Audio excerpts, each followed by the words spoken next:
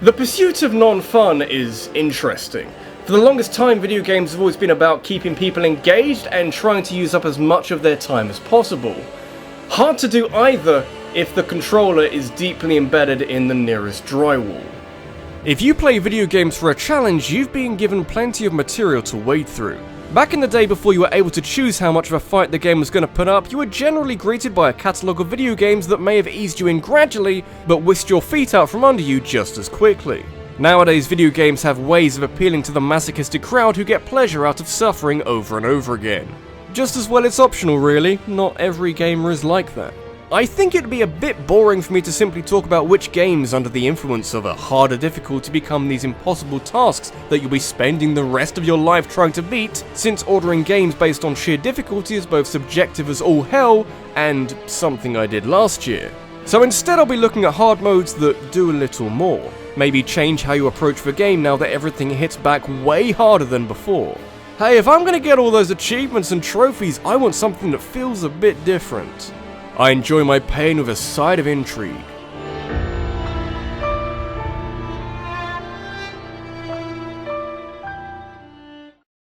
What is a casual gamer? I think the fact that you can't really nail it down to a definition goes to show what a flimsy phrase it is. Surely a casual gamer is someone who just plays games casually. They won't be that interested in E3 or EVO and almost certainly won't be watching this video, but they might play some games sometimes. Can't really resent them for that. I bring this up because in the grand pantheon of insults surrounding casual gaming, it's been attributed to everything from only playing Wii Sports to only playing Call of Duty and probably something like fucking Just Dance in the middle. But can you still be a casual, and seriously been doing air quotes over here for quite a while now, can you still be a casual if you play on the highest difficulty? Call of Duty games aren't particularly tricky to get to grips with, or at least the single player campaign is. Take a trip to online multiplayer and you'll be inundated with dozens of players who are probably better than you. It's a bit of a disconnect because, the single player campaign is easy. Or is it? I remember when I was a new recruit. So full of life, so optimistic. That was before the weight of the world on my shoulders ground me down into the puddle of goo that I am now. You might think yourself some kind of big shot when playing Call of Duty on normal difficulties, but that all changes virtually the second you start a campaign on Veteran. Standard Call of Duty gameplay requires you to keep a keen eye on your surroundings and should you get hit, dispatch the enemy causing the problems. Veteran has such a fine margin for error and mistakes are punished so harshly that this kinda doesn't work anymore. You can't afford to make the necessary mistakes to scout out your surroundings. You need to know each level inside out. Things like enemy placement, kinda like 3D Hotline Miami. And even then, that doesn't make it that much easier. Standout examples from the series include the Mile High Club mission from Call of Duty Modern Warfare, which combines a 60-second time limit with tight spaces and enemies that kill you in a couple of hits to present the player with one of the hardest challenges in the whole franchise. There's also Veteran in Advanced Warfare, which I remember being more fun than a lot of the other games, since this game actually gives you a lot of mechanics for you to exploit. Which is sadly missing from World at War, where you spend the vast majority of your time running away from some hilariously relentless grenade throwing. Seriously, the Japanese were the ones who invented the tactic of fearlessly running at the enemy with bayonets. Why are they suddenly so scared of death that they are resorting to filling the sky with grenades? Where's your sense of honor?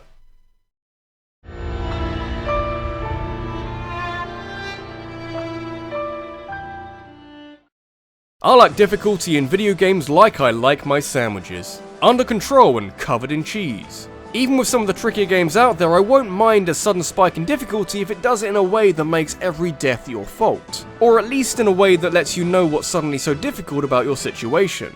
Never really liked cheap stage hazards or filling a level full of spikes, but I suppose if you were to have a hard mode, you can't really adjust that. Luck-based difficulty, where the chances of your success are dictated by rolling a dice, that can get pretty crazy. And yet, interestingly, while Fire Emblem has a big focus on luck-based combat with every one of both your attacks and your enemy's attacks spinning a roulette wheel that you hope comes up in your favour, bumping up the difficulty doesn't really do anything to change this. Higher difficulties in the recent Fire Emblem games take a different approach that is equal parts cruel and hilarious when you put everything into perspective. These games don't even have an easy mode. You start at normal and crank it up a bit if you're feeling stupid.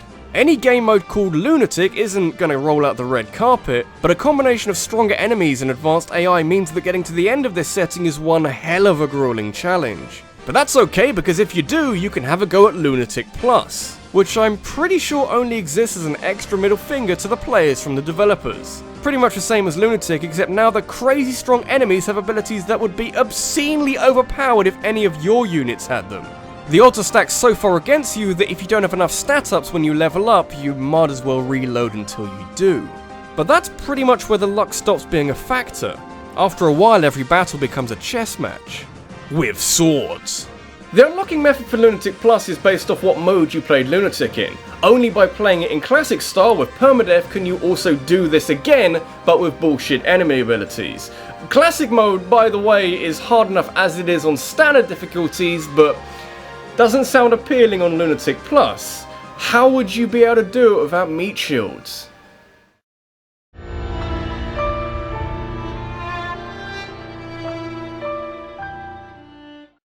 So there's a lot of games that I replay more times than I should. I don't think that's such a bad thing. Could be playing something new, that No Man's Sky is kinda fun. But there's a decent amount to be gained from replaying a game with extra knowledge or the self-imposed objective, or hey, I made this bit relevant, by playing on a harder difficulty. A game that I've played more times than I can count, or have seen other people playing, or have seen people pick apart and explain why design choices work or don't work. Fucking Ocarina of Time is a game that I know inside out, back to front, upside down, and all those other angles. Not to say that playing through the game normally is boring to me now, but I for one am glad that something like Master Quest exists. Some of the recent HD re-releases of Zelda games have included a Heroes mode that causes you to take double damage and does other things, I guess. But even though Ocarina of Time's Master Quest isn't hard in the same way, it is a hell of a lot more interesting. Outside of dungeons, I'm pretty sure there's no difference, but all you're doing is hunting chickens and watching sheep being thrown around like a ragdoll. You wouldn't want that changed anyway. You can get some fun out of most of the dungeons in Ocarina of Time, but they start to lose their appeal when you replay the game a bunch of times. You're hardly being stretched by these puzzles that you already know the solution to.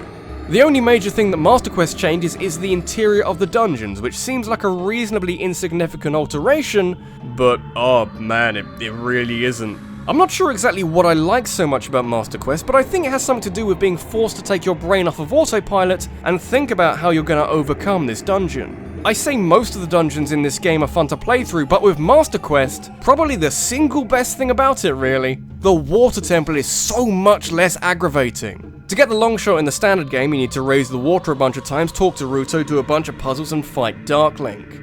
In Master Quest, you fight some lizard men and fuck about with the water a bit, and voila, long shot. Which in turn makes the rest of the dungeon much easier. Dark Link never stood a chance.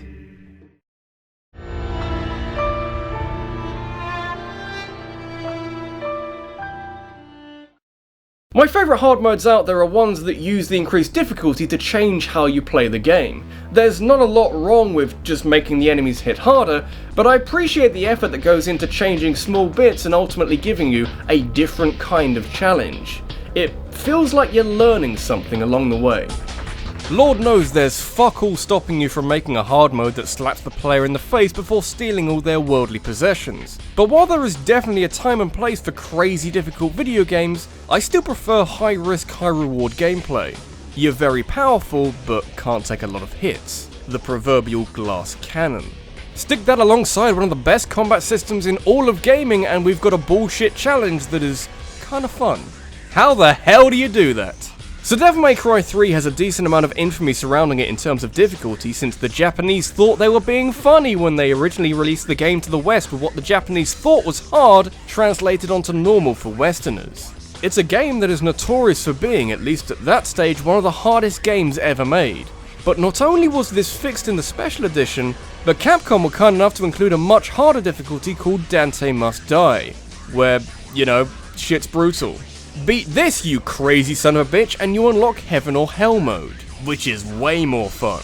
You die in one hit, but one hit from any of your weapons is enough to defeat all enemies in the game, including, hilariously, bosses. You sadly don't really get to use your sword sick combos much, but you do turn Dante into the quickest quick shooter the world has ever seen. The only real problem in Heaven or Hell mode is stage hazards, but should you overcome them, you do get the incredible sight of defeating Virgil in one shot. Incidentally, a similar mode came back in subsequent Devil May Cry games called Heaven and Hell, where you still die in one hit, but enemies don't.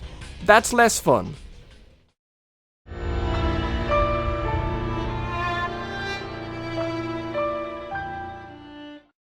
Wanting to play a video game on a harder setting is something that comes and goes. At least that's what it's like for me.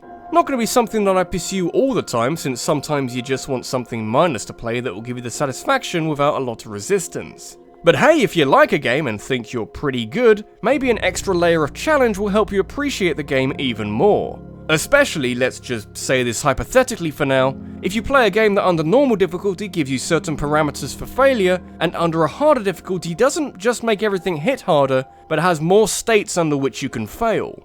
Doesn't even need to be said hypothetically. Fallout has been rocking this for at least 6 years. So if you play Fallout 3 on the highest difficulty, simply named very hard, you take twice as much damage and only deal half. Which is nice for giving you that extra challenge, but I'd argue isn't that interesting or even all that fun. Someone at Bethesda clearly thought this too, probably. And so for Fallout New Vegas, the hardest difficulty did something way more engaging that helps make a clean cut between life in Las Vegas under what the game calls hardcore mode and anything else. Really, Fallout 4 had a better name for this difficulty. If I told you that last year's entry named it Survival, you're already up to speed. The brilliant thing is that while hardcore or survival or whatever you want to call it is a super no-holds-barred crazy challenge, it's actually a more realistic representation of what life in a post-apocalyptical wasteland would be like. Fallout 4 especially is part shooter, part RPG, part town building simulator thing, and having an extra layer of survival is true to the theme of the game while also giving you more to worry about. As well as taking more damage from enemies, your character can also get dehydrated, suffer from starvation and sleep deprivation, you can't fast travel or save without sleeping, and you can even pick up illnesses that need to be treated with antibiotics. Yes, it is borderline impossibly hard, but it's that way for a reason. This place isn't exactly a playground. This is RabbidLuigi, and Fallout 4's version of this survival mode is particularly amazing, mostly because of how relatively casual the rest of the game is. A lot of players were left disappointed with the heavier focus on shooting people, but if you really want some kind of RPG experience where you are managing resources like a madman, there is a mode just for that. There's a reason why people in post-apocalyptical scenarios end up going just a little bit crazy.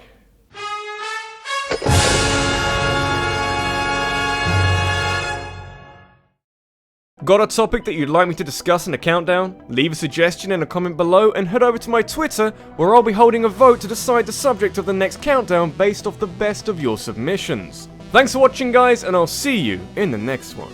Hey guys, hope you enjoyed that. Making a video like this is tricky, not only because there's a ton of games to choose from, but in order to get a better idea on what the better hard modes are, I have to play them and take the hit to my ego when I realise I'm not that good at video games. I guess it's more fun than reading paragraphs of text. Kinetic learning is generally easier. Anyway, if you want to support what I do here, I have a Patreon where I post behind the scenes footage and video tutorials. You can watch me try and place a block of cheese on top of a sandwich in a nonchalant way. Let me tell you, it is a lot harder than it sounds. How can you be casual when cheese is involved?